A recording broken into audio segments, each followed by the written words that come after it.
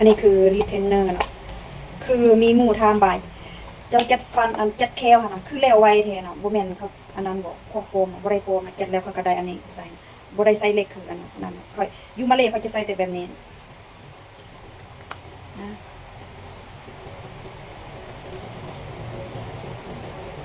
แบบนี้เนาะก็คืออยู่มาเลเนี่ยค่อยสิเว้าว่าไปจัดเนาะเขาไปทำใน3คลินิกเนาะแต่ค่อยบ่เฮ็ดเนาะไปเฮ็ดคลินิกอันนี้แล้วเขาสิกำหนดเนาะของค่อยเขาบอกว่าปี3 เดือนแล้วมันก็เกือบ2 ปีเนาะมันเกือบ2ยังน้อยเดียว2 ปีเนาะเกือบ2 ปีตอนแรกเขาบอกว่า1 ปีกับ3 เดือนนั่นคือจัดเสียเทียบหอยแต่ว่ามันบ่แล้วก็บ่ได้ไปทุกเดือนนะแรกๆก็จะไปแบบเดือนละครั้งไปประมาณบ่โดนเนาะเดือนนั้นจะ2 เดือน3 เดือนไปเทื่อนึงเนาะบ่แม่นจะไปดูๆเด้แล้วหมู่บอกว่า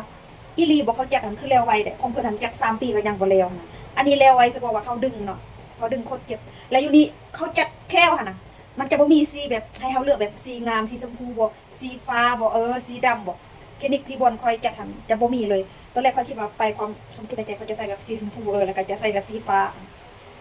ไปทางมองโนคาเลอร์นะโนคาเลอร์ล่ะก็จะเป็นแต่สีใสๆเนาะอย่างเนาะสีใสๆค่ะนะคืออย่างแบบสีแบบอันนั้นเนาะสีใสๆสีอันนั้นธรรมชาติแล้วก็เขาจะใส่สีชมพูเป๊ะนี่เป็นนั้นน้อยเดียวคือที่จริงแล้วบ่ต้องใส่ก็ได้เพราะว่าพอกินข้าวแล้วพอมัวมันไปใส่จักมันเข้าไปในท้องมันหายนะ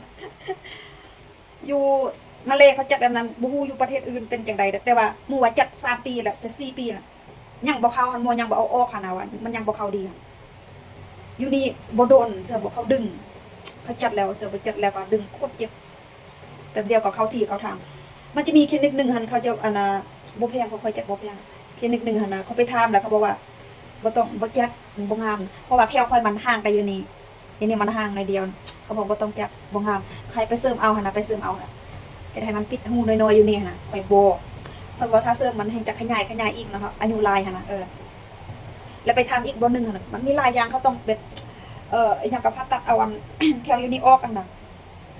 ค่อยก็เลยแบบบ่มันลายและอีกอย่างพวกบ่มีเวลาเนาะแล้วก็ไปคลินิกนี้เขาเว้าแล้วก็ถึงใจเขาก็บอกว่าราคามันก็บ่หลาย 7,000 ลิง7,000แล้วเขาก็บอกว่าถ้าสิเฮ็ดให้หั่นถ้าจะเฮ็ดอีหลีเขาจะลดให้6,500เขาก็เลยจัดเนาะ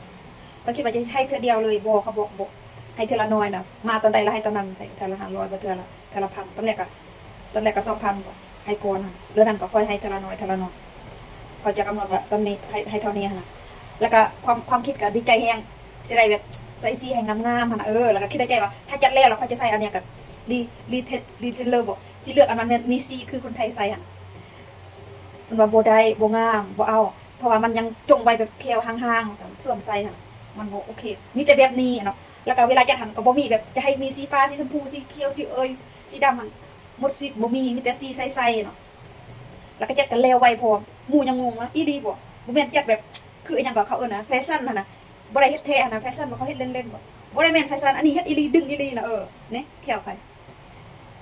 เฮ็ดของแท้แล้วของเพิ่นเฮ็ดนะ3 ปีปลายแล้วบ่แล้วเพิ่นก็เลยความใจหั่นน่ะอธิบายหลายเทื่อแล้วก็มีหลายคนทักมาถามอีหลีบ่ปีปลายนะเกือบ2 ปีแล้วบ่แม่นจัดแฟชั่นของอีหลีจัดอีหลีแต่มันแล้วไวมันแล้วไว